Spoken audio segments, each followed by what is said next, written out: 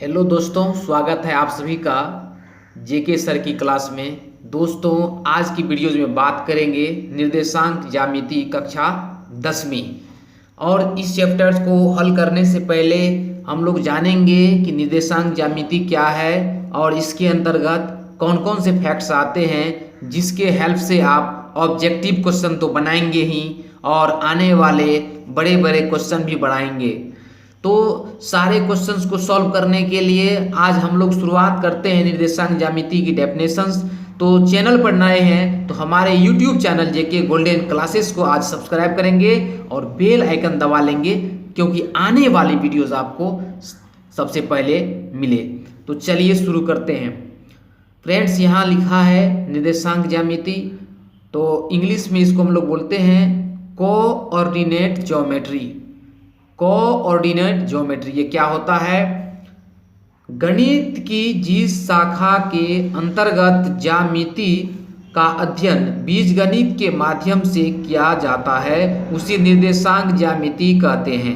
दोबारा समझ लेते हैं। गणित की जिस शाखा के अंतर्गत ज्यामिति का अध्ययन बीजगणित के माध्यम से किया जाता है उसे निर्देशांक ज्यामिति कहते हैं।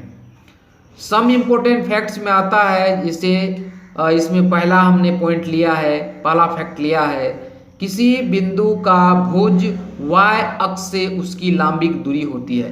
दोस्तों, यहाँ पर कई बार भुज और कोटि पूछा जाता है, तो फिर से देखिए, कहता है कि किसी बिंदु का भुज y अक्ष से उसकी लंबिक दूरी होती है।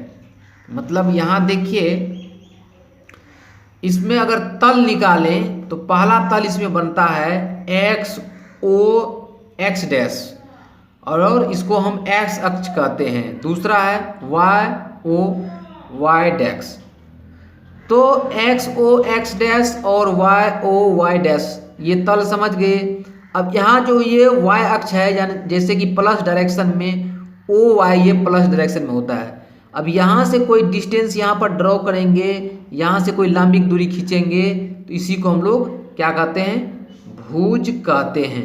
यानी एक्स की डायरेक्शन में जाएंगे वाई से, तो यही भुज होता है।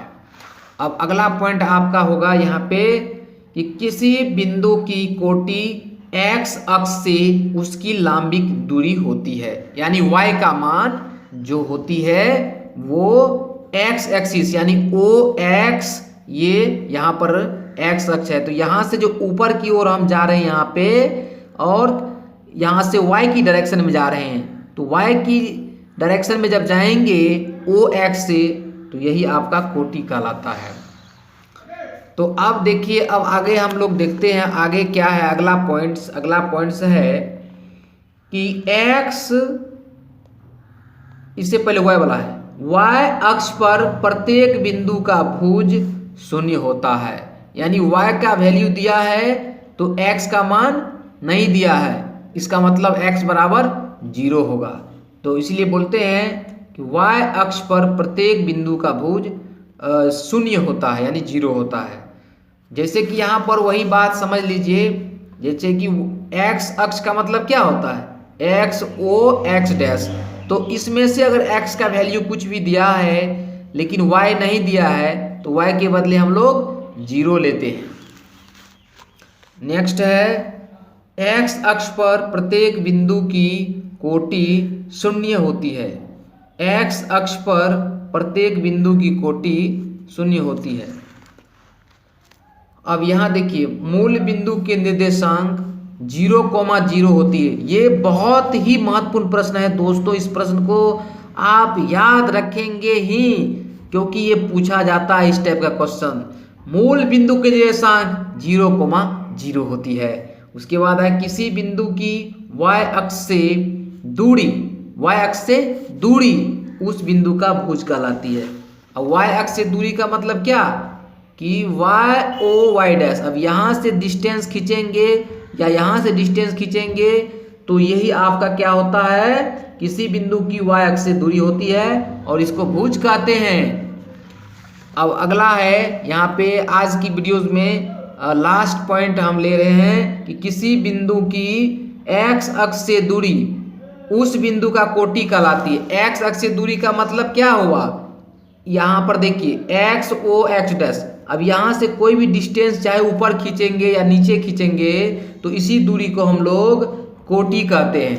यानी एक्स अक्ष पर से वाई डायरेक्शन में जाएंगे, नीचे वाई के समांतर जाएंगे, यानी कि एक्स अक्ष से खींचेंगे तो वाई के समांतर जाएंगे, तो यही आपका कोटि कहलाता है। तो भुज और कोटि समझना आपको बहुत जरूरी है, क्योंकि इस पर क्वेश्चन आते हैं। बाकी हम लोग और भी 1-2 पॉइंट्स लेंगे और उसके बाद इस चैप्टर को, जो पहला चैप्टर होगा 7.1, उसको हम लोग सॉल्व करेंगे। तो दोस्तों उम्मीद करता हूं कि आज की वीडियो से आप इतने पॉइंट्स को याद करेंगे, और जहां कहीं भी आपको कोई प्रॉब्लम्स हो, कोई त्रुटियां हो, तो कोई कमी हो तो हमें कमेंट करें। फिर मिलते हैं अगले वीडियो में। धन्यवाद।